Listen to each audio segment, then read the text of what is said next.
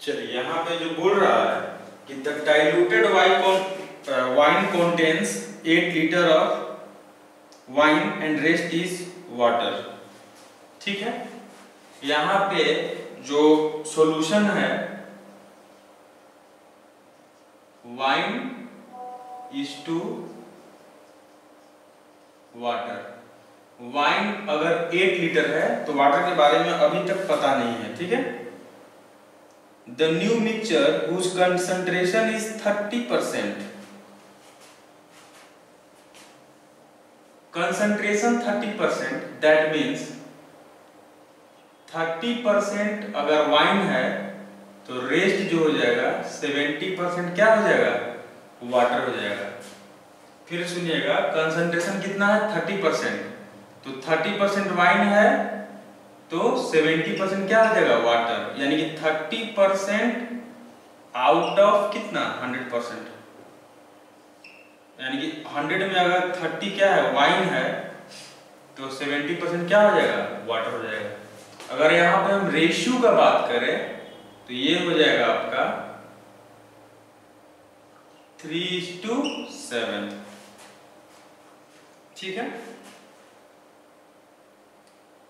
a new mixture whose concentration is 30% is to be formed by replacing wine। ठीक है, by replacing wine, wine को replace करने से ऐसा बना है। रिप्लेस क्या किया गया है, वाइन को किया गया है, यानी कि वाटर को कांस्टेंट रखा गया है। Here water is constant। ठीक है, how many liter of mixture shall be replaced, how many liter of mixture shall be replaced with pure wine if there was initially 32 liter of water। Initially water कितना है 32 litre, यानी कि 8 litre और 32 litre, total यहाँ पे हो जाएगा 40 litre. 32 और 8 40 लीटर। ठीक है, अगर हम रेशियो का बात करें तो इन दोनों का जो रेशियो हो जाएगा 1:4, 1:4।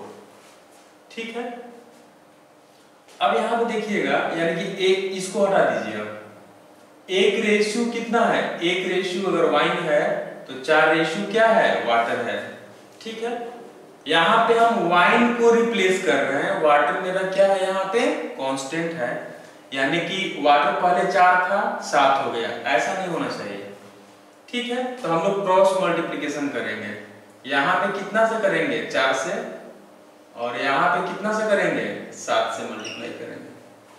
ठीक है, अब जैसे ही इसको मल्टीप्लाई किए हम तो ये कितना हो गया, 3 चौका 12 और ये हो गया 28। ठीक है, और यहाँ चलिए अब यहाँ पे देखिएगा कि टोटल सॉल्यूशन कितना है, 28 और 12 40 हो जाएगा, यानी कि 40 रेशियो इज इक्वल टू कितना, 40 लीटर। तो यहाँ पे कितना रिप्लेस हुआ है, वो 5 रेशियो रिप्लेस हुआ है, तो 5 रेशियो इज इक्वल टू कितना हो जाएगा, 5 litre. This is the answer. ठीक है, जब भी इस तरह का केस रहेगा, ऐसा जब भी क्वेश्चन रहेगा तो हम लोग क्या करेंगे कि लास्ट रेशियो से ये करेंगे, इक्वेट करेंगे टोटल को लास्ट रेशियो से इक्वेट करेंगे। ठीक है, equate it to total solution. ठीक है, क्योंकि रिप्लेस यहाँ पे 5 ही रिप्लेस हुआ है। टोटल सॉल्यूशन कितना, 28 और 12 40 रेशियो 40 लीटर, तो कितना रिप्लेस हुआ है, 5 रेशियो रिप्लेस हुआ है, तो 5 ratio 5 litre. This is the answer. ठीक है, चलिए इसी का सेकेंड मेथड हम लोग इस तरह से कर सकते हैं कि इनिशियली जो यहाँ पे है वाइन का बात करें तो 8 लीटर है। ठीक है, वाटर जो है 32 लीटर। ठीक है, तो यहां पे परसेंटेज ऑफ वाइन क्या होगा, 8/32 कितना 40 इंटू 100, दैट मीन्स 20%। 20% क्या है, परसेंटेज ऑफ वाइन। अब इसको क्या किया गया कि इस में से कुछ मिक्सचर को वाइन के साथ रिप्लेस किया गया है। ठीक है, इसमें से मिक्सचर को हटाया गया, उस मिक्सचर का पार्ट को उठाया गया और उसको हम प्योर वाइन के साथ रिप्लेस कर दिए। तो यहाँ पे जो फाइनल परसेंटेज ऑफ वाइन आ रहा है, परसेंटेज ऑफ वाइन जो आ रहा है वो 30% आ रहा है। क्या आ रहा है, 30%। ठीक है, अब इधर देखिए,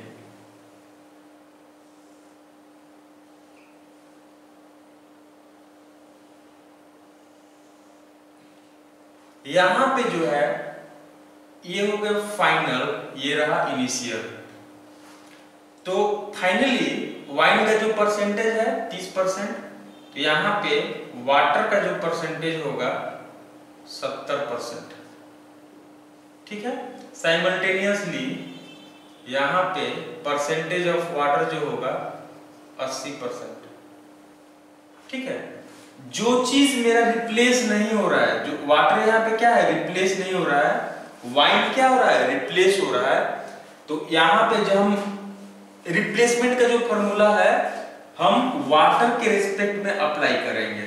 यानी कि क्या लिखते थे हम फॉर्मूला में कि क्वांटिटी ऑफ, जैसे यहाँ पे बताए थे आप लोगों को ना कि final quantity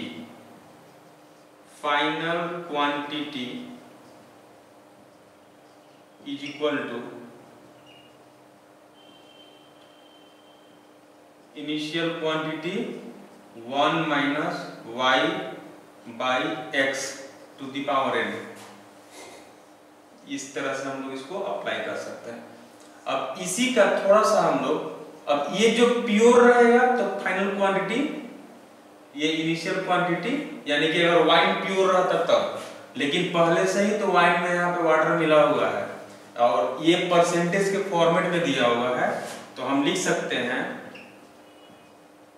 final percentage is equal to initial percentage 1 minus y by x to the power n। Final percentage जो मेरा आया 70% आया, 70% इज इक्वल टू इनिशियली कितना है, वाटर का परसेंटेज कितना है 80%, 1 minus y is the replaced quantity और टोटल सॉल्यूशन कितना है 40, और ये रिप्लेसमेंट सिर्फ और सिर्फ एक बार हुआ है। और यहाँ पे आप चाहे तो लिख सकते हैं कि y इज, इसमें से जो है y is replaced quantity, replaced quantity, n is number of replacement और x is the total solution. Total solution, जब एलिगेशन मिक्सचर का क्लास हम लिए होंगे तो इस तरह से ये सब, इसका बहुत सारा हम विस्तार से बताए होंगे वहां पे। ठीक है, अब इधर देखिए, यहाँ पे हो गया 7, यहाँ पे हो गया 8। 7/8 is equal to 1 minus y by 40, that means, अब इसको इधर ला दीजिए तो y by 40 is equal to, ठीक है, 1 माइनस 7/8 तो क्या हो जाएगा 1/8, तो 8 1 जा 8, यहाँ पे 5, तो यहाँ पे y का जो वैल्यू आ गया 5 litre. This is the answer. अब ये आप कितना बार भी रिप्लेस हो n का वैल्यू वहां पे पुट कर देंगे। एक बार रिप्लेस हुआ इसलिए 1 पुट किए, अगर दो बार रिप्लेस होता तो 2 पुट करते, 3 बार रिप्लेस होता है तो 3 पुट करते हैं एंड सो ऑन। ठीक है, तो इस क्वेश्चन को हम इस तरह से भी अप्रोच कर सकते हैं, लेकिन ध्यान रखिएगा जो कांस्टेंट है यहाँ पे रिप्लेस कौन हो रहा है, वाइन हो रहा है, वाइन हो रहा है रिप्लेस, इसलिए वाइन का परसेंटेज हम लोग नहीं लेंगे, वाइन का परसेंटेज नहीं लेंगे, किसका लेंगे, वाटर का। यानी कि वाटर का इनिशियली परसेंटेज कितना था, 80 था, वाइन के साथ रिप्लेस होके 70% हो गया। इस तरह से भी इस क्वेश्चन को आप कर सकते हैं। अब इस पे 2-4 बार प्रैक्टिस कीजिएगा तो ये आसान लगेगा। तो मैकेनिज्म आपका यही है, ठीक है, तो इससे क्या है, जल्दी बनेगा। ठीक है, 2-4 बार प्रैक्टिस कर लीजिएगा। इसका हम 4-5 मेथड बताए होंगे उस समय। यहाँ पे बोल रहा 2 नंबर कि a tank that would normally be filled in 8 hours. एक टैंक है जो कि फिलिंग पाइप उसको 8 आवर में क्या करता है, फिल करता है। Now taking 2 hour more because of a leak, यानी कि यहाँ पे फिलिंग पाइप और लीकेज के कारण 2 घंटा ज्यादा लगता है, यानी कि पहले 8 घंटा लगता था, अब 10 घंटा टाइम लग रहा है। ठीक है, how much time will the leak empty the full tank. Leak जो है पूरा फुल टैंक को कितने समय में एम्प्टी कर देगा। अब देखिए फिलिंग पाइप है जो कि 8 घंटा में पूरा टैंक को भरता है। अब फिलिंग पाइप प्लस लीक दोनों मिलके 10 घंटा, 2 घंटा ज्यादा लग रहा है। ठीक है, अब देखिए इन दोनों का एलसीएम ले लिए, तो दोनों का एलसीएम कितना हो गया, 40, यानी कि 40 is the capacity, 40 is the capacity of tank. ठीक है, तो फिलिंग पाइप का जो इफिशियंसी हो जाएगा 5 और यहाँ पे कितना 4। अब देखिए फिलिंग पाइप जो है पर आवर 5 यूनिट फिलअप करता है, तो यहाँ पे अगर कितना है, फिलिंग पाइप अगर 5 है तो लीकेज को क्या रखना पड़ेगा, -1, बिकॉज 5 - 1 4 होता है। तो यहाँ पे निगेटिव साइन इसलिए आ रहा है क्योंकि वो क्या है, लीकेज है। ठीक है, तो लीकेज का यहाँ पे क्या हो गया 1। अगर टाइम का बात करें, रिक्वायर्ड टाइम, यानी कि कैपेसिटी बाय इफिशियंसी, तो कैपेसिटी यहाँ पे कितना हो गया 40, इफिशियंसी 1, यानी कि 40 hour. This is the answer. Okay,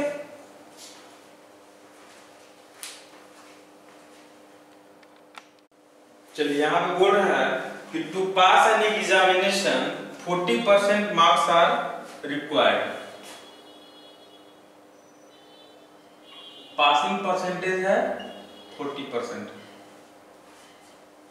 Peter obtained 10% less than pass marks.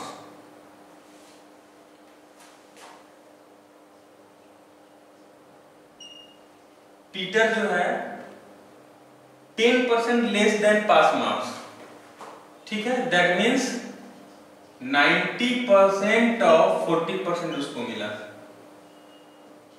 यानी कि 36%, यानी कि जो भी पास मार्क्स था उससे 10% कम, यानी कि पीटर को 36% मिला। थॉमस ऑब्टेन, अब यहां पे थॉमस को बोल रहा है, Thomas obtain 11.11% less, 11.11%, that means 1/9, यानी कि 1/9 यानी कि 8/9 इंटू कितना 36%। पीटर से मिलता है कम, यानी कि 9 यहाँ पे 4, तो ये हो गया 32%।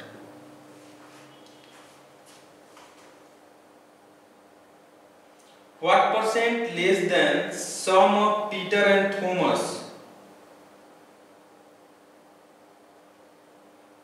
बोल रहा है कि थॉमस मार्क्स। अब देखिए पीटर एंड थॉमस समेशन कितना हो जाएगा, पीटर प्लस थॉमस दोनों को मिला के हो गया 68%।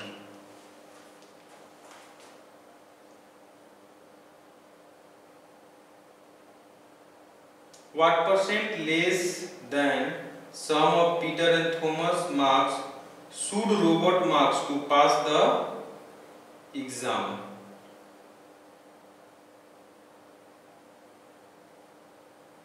Pass the exam यानी कि यहाँ पे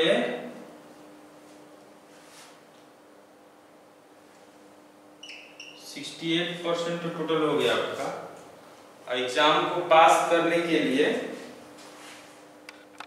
यहाँ पे जो बोल रहा है कि pass marks is how much percent less than, pass marks कितना है 40%, pass marks is how much percent less than sum of Peter and Thomas.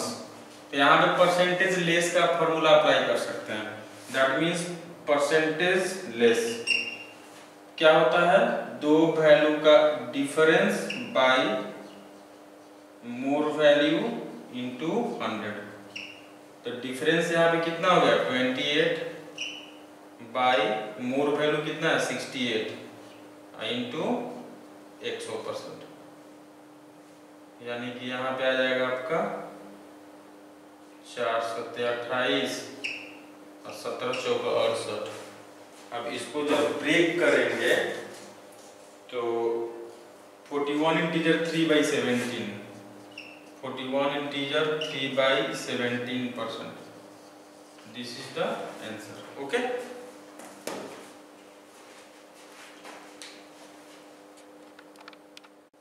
चलिए यहाँ पे जो बोल रहा है for a certain company operating cost and commission total $550 million in 1990, representing an increase of 10% from the previous year। यानी पहले अगर 100% था तो अब बढ़ कितना हो गया 110%, यानी कि 110% का वैल्यू कितना हो गया $550। ठीक है, अब बोल रहा है कि the sum of operating cost and commission for the both the year wise. तो पहले तो 100% था, तो 100% और ऐड कर देंगे तो कितना हो जाएगा 210%, 210%, यानी कि 110% का वैल्यू हो गया 550, तो 210% का वैल्यू होगा 550/110 इंटू 210, यहाँ पे 5 से कट गया, यानी कि $1050। This is the answer. Okay, चलिए यहाँ पे नंबर 5 जो बोल रहा है when a number is added to a second number. ठीक है, मान लेते हैं कि फर्स्ट नंबर a है और सेकंड नंबर b है, that means a plus b। When a number is added to a second number, the sum is, that means a plus b is 3331/3% of the second number of b। ठीक है, अब इधर ध्यान दीजिएगा 3331/3%, that means इसको हम लिख सकते हैं 300%, 300% अब प्लस 33/1/3%। अब 300% के लिए 3 लिख दिए, अब 33/1/3% के लिए क्या हो गया 1/3, दैट मीन्स 10/3। ये हम परसेंटेज कन्वर्जन में हम बताते हैं, यानी कि इसका मीनिंग ही हो गया 10/3 हो गया। That means a plus b is equal to 10/3b। अब यहां देखिए मल्टीप्लाई कर दीजिए, क्रॉस मल्टीप्लिकेशन, यानी कि 3a plus 3b is equal to 10b। That means 3a is equal to 7b। That means a is to b का जो value होगा 7:3। This is the answer. Okay,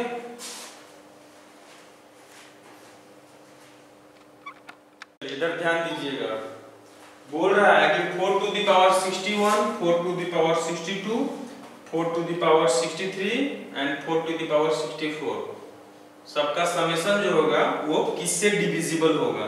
ठीक है, तो यहाँ पे इस तरह के सम में कुछ नहीं करना है, जस्ट हम कॉमन ले लिए, 4 टू द पावर 61 कॉमन ले लिए। यहाँ पे क्या बच गया, 1 बच गया।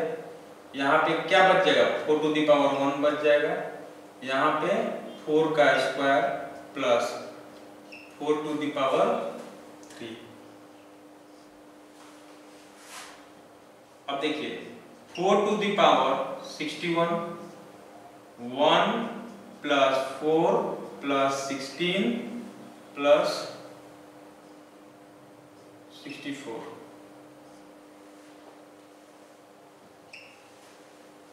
तो 4 टू द पावर 61 इंटू 4 6 10 और 5 15 में 5 1 7 और 1 8 85। ठीक है, अब यहां पे ध्यान दीजिएगा, ऑप्शन में जो दिया हुआ है ए नंबर ऑप्शन जो दिया है 3 से डिविजिबल होगा, कभी नहीं होगा, ये ऑप्शन गया। बी नंबर जो है 7 से डिविजिबल होगा, नहीं, 7 के मल्टीपल में कोई भी नहीं है, ये भी गया।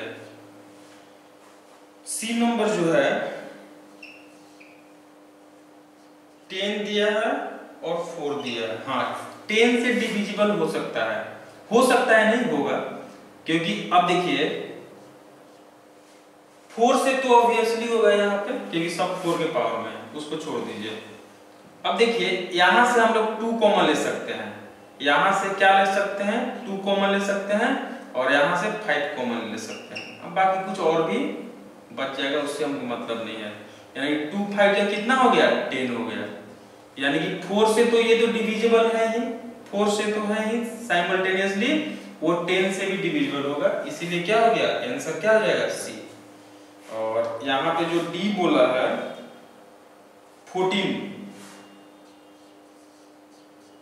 नहीं, 14 के मल्टीपल में ऐसा नहीं है, इसलिए 14 से यहाँ पे क्या होगा, डिविजिबल नहीं होगा, तो आंसर आपका सी हो गया। यहाँ पे 10 और 4 दोनों ही आपका क्या हो जाएगा, आंसर। चलिए यहाँ पे जो बोल रहा है 7 कि टोटल एरिया ऑफ सर्कल हो गया पाई आर स्क्वायर प्लस,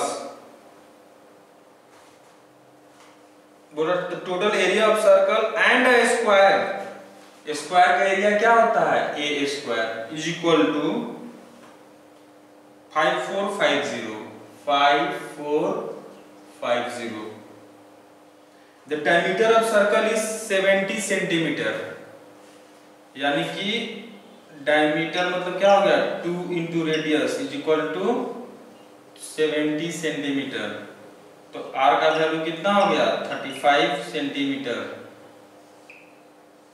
ठीक है, अब यहां में पुट कर दीजिए, पाई क्या हो गया 22/7, r का वैल्यू हो गया 35 into 35 plus a square is equal to 5450।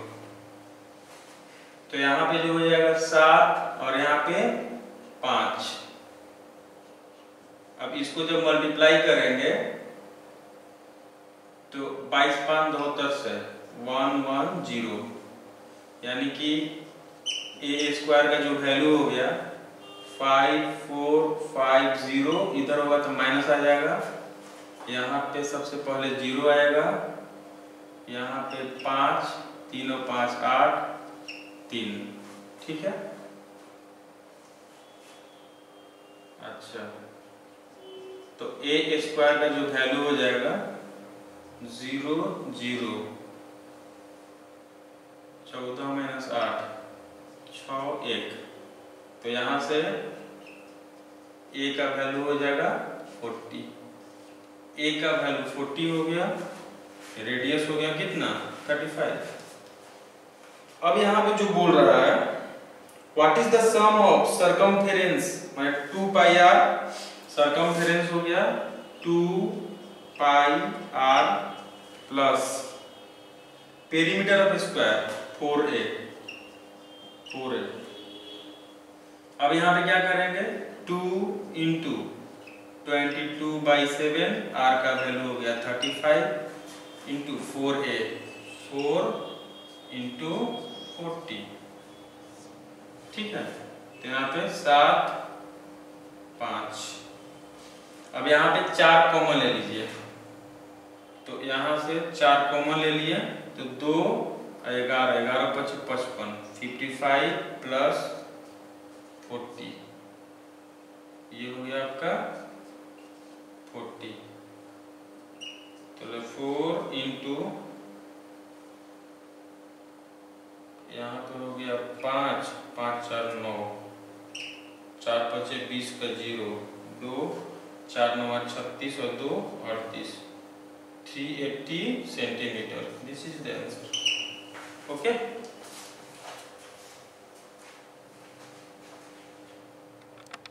चलिए यहाँ पे जो बोल रहा है कि a jar was full with butter, a person used to draw out 20%, यानी कि y का वैल्यू कितना हो गया 20%, ठीक है, of the butter from the jar and replaced with vegetable ghee. He has repeated the same process 3 times, यानी कि n का वैल्यू कितना हो गया 3, and thus there was only 512 gram butter left, यानी कि quantity left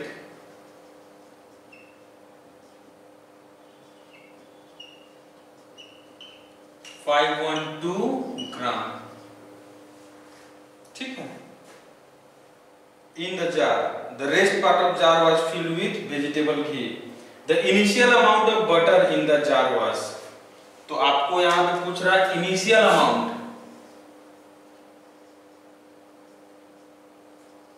initial amount of the butter. यहां पे प्योर बटर का बात कर रहा है, यानी कि आप डायरेक्ट बोल सकते हैं कि quantity left, quantity left is equal to initial quantity, initial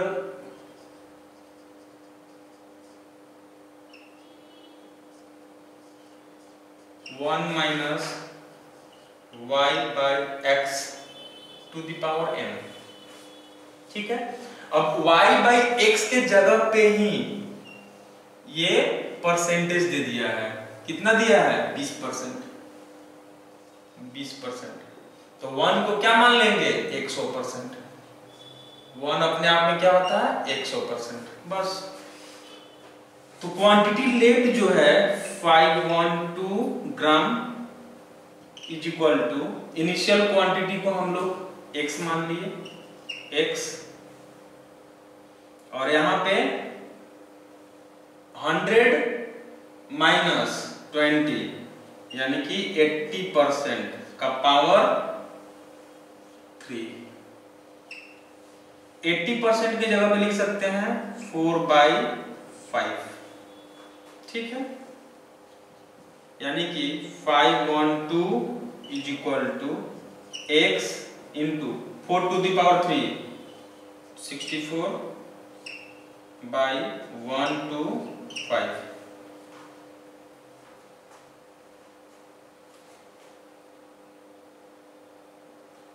तो यहाँ पे 8।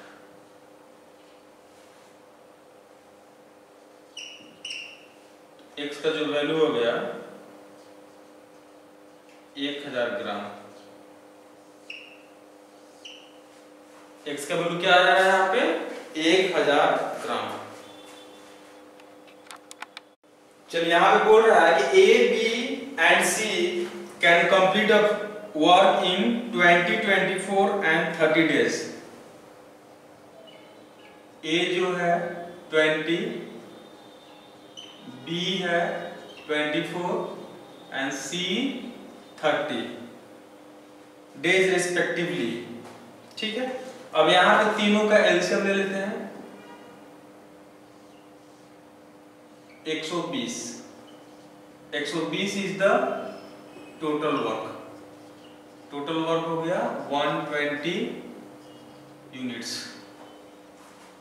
यहाँ पे 6, 5, 4 यानी कि ए का एफिशिएंसी हो गया 6, बी का हो गया 5 और सी का हो गया 4।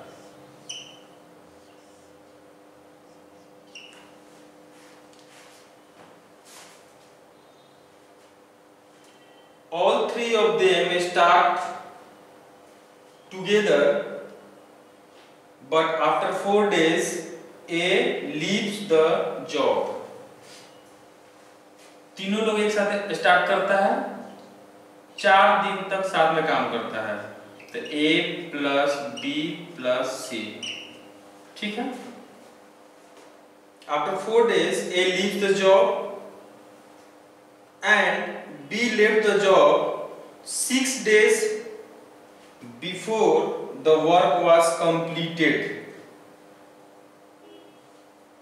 ठीक है, मान लेते हैं कि टोटल जो डेज लगा वर्क कंप्लीट होने में x डेज लगा, टोटल x डेज लगता है। ठीक है, और यहां पे जो है तीनों लोग 4 दिन तक काम किया, तो अब मेरे पास जो डेज बच गया है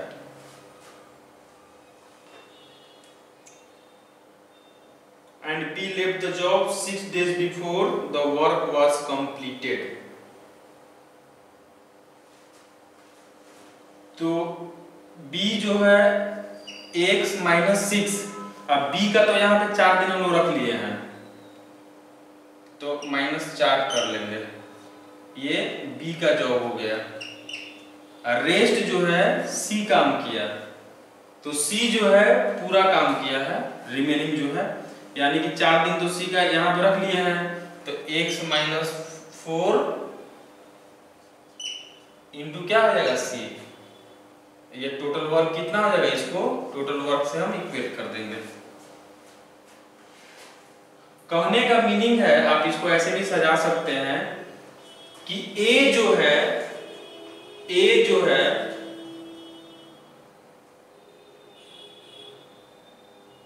पूरा शुरू से लेकर लास्ट तक रहा है, अब B जो है 6 दिन पहले चला गया। ठीक है, इसको हम इस तरह से तो लिख ही सकते हैं, सेकेंड लैंग्वेज में हम इसको ऐसे भी लिख सकते हैं कि all three of them start together after 4 days A leave the job। अच्छा, 4 दिन बाद ही A चला गया। ठीक है, यानी कि अगर टोटल जॉब जो है x दिन में हुआ है, तो A जो है 4 दिन काम करने के बाद चला गया वो। ठीक है, तो यानी कि हम लिख सकते हैं इंडिविजुअल अगर रखें तो 4A, इसके बाद बोल रहा है B left the job 6 days before the work was completed, यानी कि x माइनस 6 डेज तक B काम किया है। C completed the remaining work alone, और C जो है completed the remaining work, यानी कि C तो शुरू से लास्ट तक रहा, यानी कि XC is equal to 120। अब ये दोनों क्या है, सेम ही है, आप ऐसे भी कर सकते हैं और ऐसे भी कर सकते हैं। अब यहाँ पे देखिए, पुट कीजिए सबका एफिशिएंसी, तो A का एफिशिएंसी कितना है 6, तो 6 चौका 24 x माइनस 6, b का एफिशिएंसी कितना है 5 है, प्लस c का efficiency 4, 4x is equal to कितना 120। तो यहाँ पे जो आ जाएगा 24 plus 5x minus 30 plus 4x is equal to कितना 120।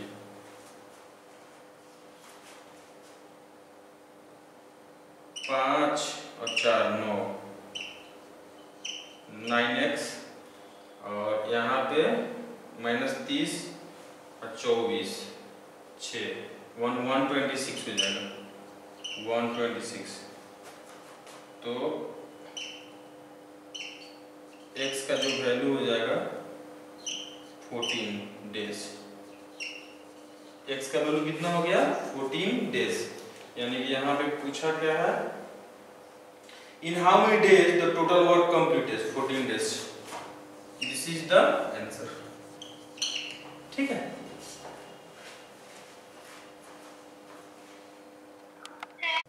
चलिए यहाँ पे बोल रहा है कि if the sum of 5 consecutive positive integer is a, sum of 5 consecutive positive integer a है। मान लेते हैं कि वो positive integer 1 plus 2 plus 3 plus 4 plus 5, ठीक है। तो उसका वैल्यू क्या होगा 5 इंटू 6 बाई 2, तो ये हो गया 15। This is the value of a। ठीक है, यानी कि 5 4 9 3 12 2 14 और 1 15। ठीक है,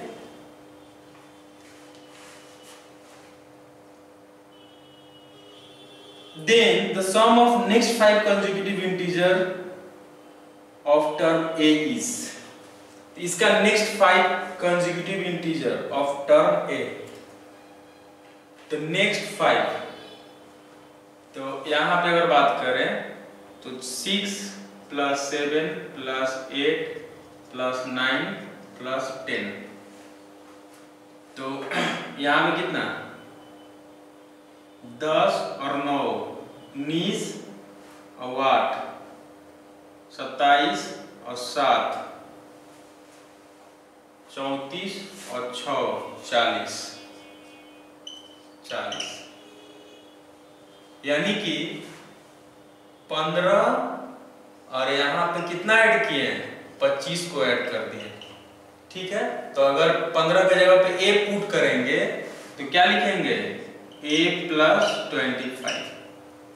this is the answer. Okay, क्योंकि 40 को हम लोग क्या लिख सकते हैं, जैसे 40 कैसे आया, तो 15 प्लस 25 यही तो 40 आया, तो 15 आपके लिए क्या है a है, तो a प्लस 25। ठीक है।